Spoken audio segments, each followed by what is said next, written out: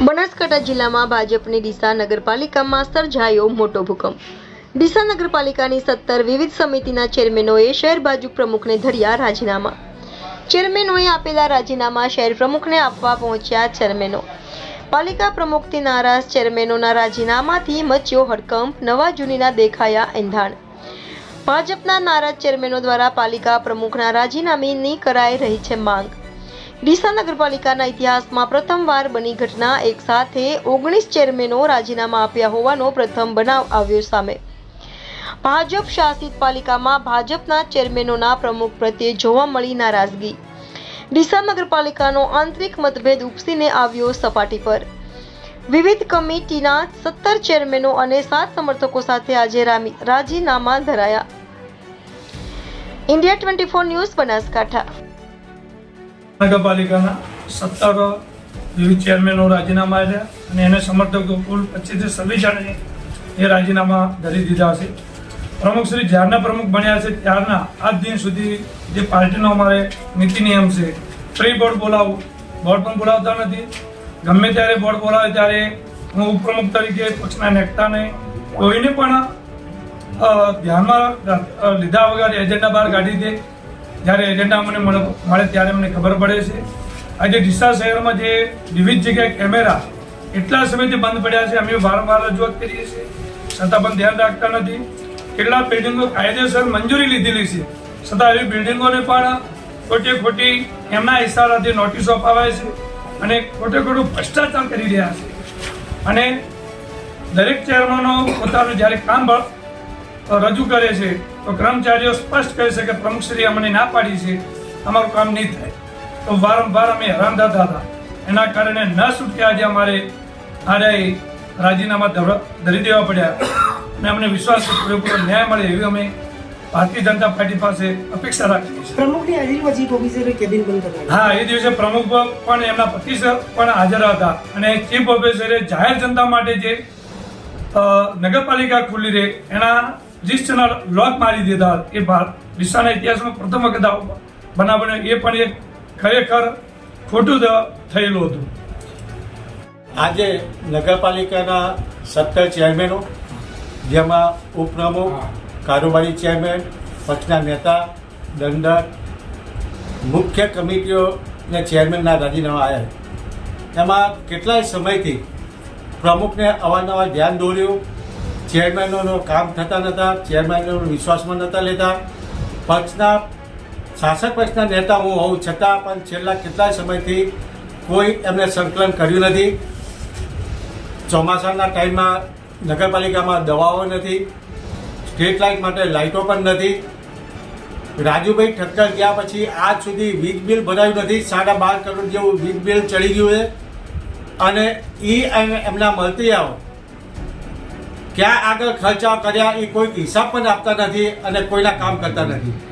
અને એ નારાજગીથી અમે શહેર પ્રમુખ, જિલ્લા પ્રમુખ અને પ્રદેશ સુધી રજૂઆત કરી કે આ નારાજ સભ્યોના કામ થતા નથી, ફોન ઉપર ચોખ્ખું ના પાડવામાં આવે।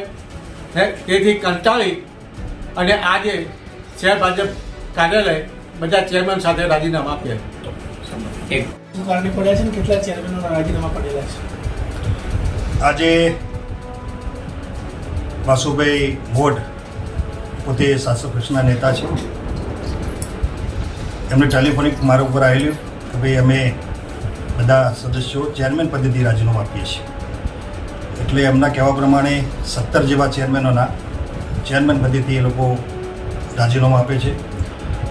એમને મને જે વિશેષ વાત કરી એ પ્રમાણે આજથી 15 દિવસ પહેલાં નગરપાલિકામાં પ્રમુખ દ્વારા એમનો કામ ન થવાના કારણે એ લોકો નારાજ હતા। એટલે અમારા જોડે રજૂઆત કરવા માટે આવ્યા હતા। એમની રજૂઆતના આધારે અમે જિલ્લા પ્રમુખ માન્ય કીર્તિસિંહજી વાઘેલા, જિલ્લાના મહામંત્રી અને ઝોન મહામંત્રી સંજયભાઈ બ્રહ્મભટ્ટ, એમને પણ અમે પ્રમુખ મહામંત્રીએ આ વિશે વાત કરેલી કે ભાઈ નગરપાલિકાની અંદર થોડો વિખવાદ ચાલે છે અને લગભગ 22 થી 25 જે સદસ્યો છે એ નગરપાલિકાના પ્રમુખના વહીવટના કારણે નારાજગી છે। તો આનો યોગ્ય નિકાલ થાય એ વાતમાં તમારે આગળ વધવું જોઈએ. જિલ્લા અધ્યક્ષે પણ અમે અમારી વાત સાંભળી અમને કીધું હતું કે ભાઈ એનો આપણે રસ્તો કાઢી દઈશું અને જિલ્લા અધ્યક્ષે અમારી વાત સાંભળી અને ઉપર એમને પણ પ્રદેશની અંદર રજૂઆત કરી હતી.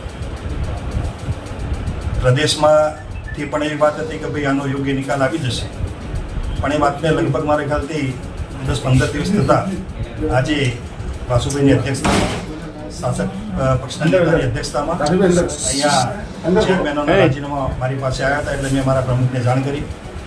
મારા પ્રમુખ કોઈ કામથી અમદાવાદ છે એટલે એમને એવું કીધું કે ભાઈ તમે રાજીનામા આપવા માટે આવ્યા હોય તો તમે સ્વીકારી લો.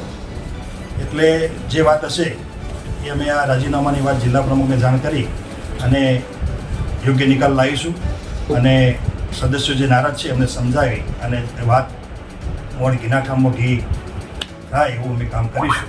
ડીસા નગરપાલિકાના ઇતિહાસમાં આ પ્રથમ વખત આટલા સમિતિના ચેરમેન દ્વારા રાજીનામા આપવામાં આવ્યા છે, તો ક્યાંક ને ક્યાંક પાર્ટીની કોઈ ભૂલ હોય તેવું તમને નથી દેખાતું? આમાં પાર્ટીનો કોઈ ભૂલ હોતી નથી. સદસ્યો એમના પ્રોટોકોલ મુજબ શહેર પ્રમુખ અને મહામંત્રીને રજૂઆત કરતા હોઈએ છીએ. અમે અમારા પ્રોટોકોલમાં અમે જિલ્લાને રજૂઆત કરતા હોઈએ છીએ. આ બધી વાત થઈ ગયેલી છે.